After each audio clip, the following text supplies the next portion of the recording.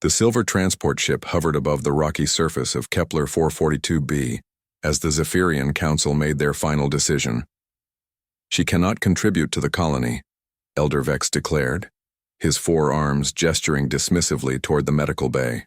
"Resources are limited and the paralyzed serve no purpose in our new world."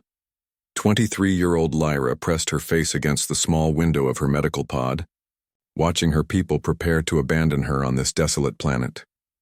Her lower body had been crushed during the asteroid collision that destroyed their homeworld, leaving her legs completely useless. The Zephyrian way was simple. The weak were left behind to preserve the strong. The transport ship departed with a thunderous roar, leaving Lyra alone in her pod with 3 days of oxygen and a broken heart. She had accepted her fate when the human research vessel landed nearby. Captain Lisa Monroe stepped out of her ship and immediately spotted the alien pod. Her crew of 12 had been studying this planet for mineral deposits when their scanners detected the life sign, "Ma'am. Should we investigate?" asked her second-in-command. Lieutenant Amy Collins. Lisa nodded without hesitation. The 35-year-old captain had always believed in helping those in need, regardless of their species. She approached the pod cautiously, her universal translator picking up weak distress signals inside. Lyra watched the strange bipedal creatures approach. She had heard stories of humans from other colonies. Some called them violent and unpredictable. Others whispered they were surprisingly compassionate for such a young species. When Lisa opened the pod, she gasped at the sight of the beautiful alien woman. Lyra had pale blue skin that shimmered like moonlight, silver hair that moved like liquid metal, and large violet eyes filled with tears. Her lower body was clearly damaged, with medical equipment keeping her stable. "Please," Lyra whispered in broken English, having learned some human languages during her studies.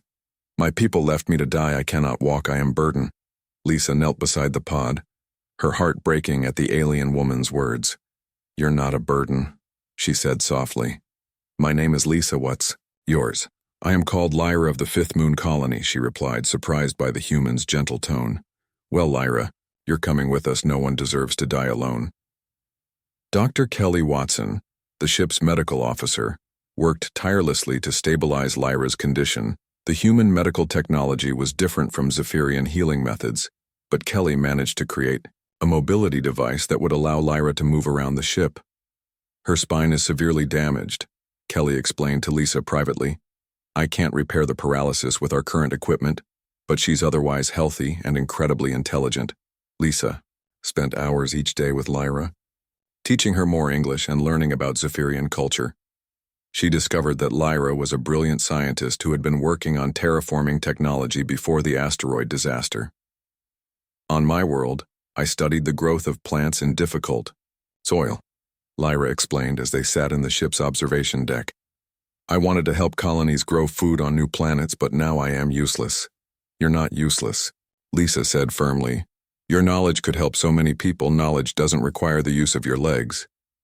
As weeks passed, Lyra began to understand something her own people never taught her: that worth was not measured by physical capability. Alone, the human crew treated her with respect and kindness, asking for her scientific opinions and including her in their daily activities.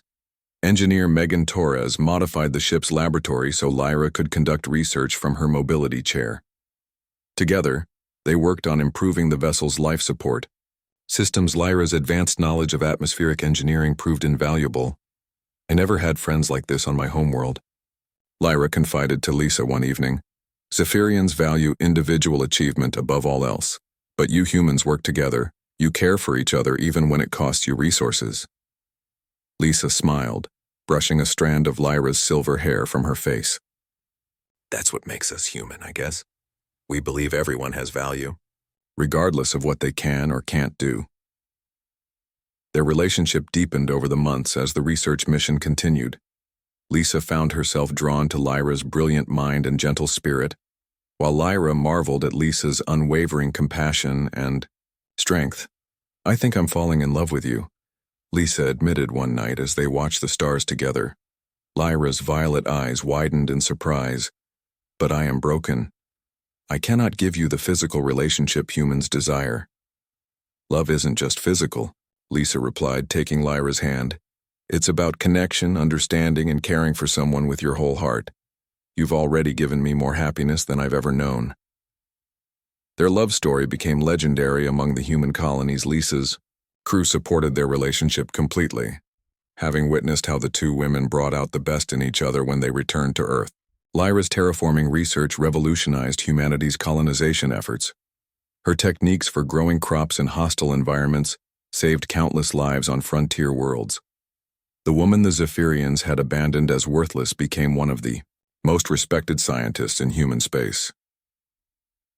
The Zephyrian Council made contact, Lisa announced one day, holding a transmission device. They want you back. They've heard about your success and claim it was all a mistake.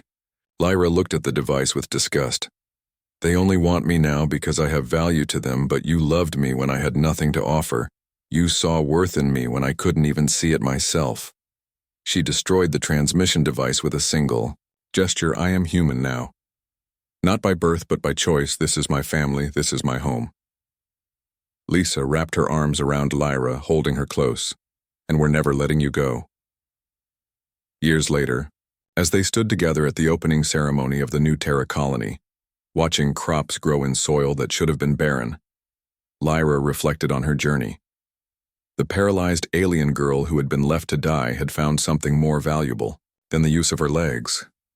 She had found love, purpose, and a family that valued her for who she was, not what she could physically do. Thank you, she whispered to Lisa, for showing me that being human isn't about what species you were born to. It's about how you choose to treat others. Lisa squeezed her hand gently. Thank you for letting me love you and for showing us all that the greatest strength isn't in our bodies but in our hearts and minds. The Zephyrian way valued only the physically perfect, but humanity had learned a different truth. That every person, regardless of their limitations, had something precious to offer the universe. And sometimes what seemed like weakness could become the greatest strength of all.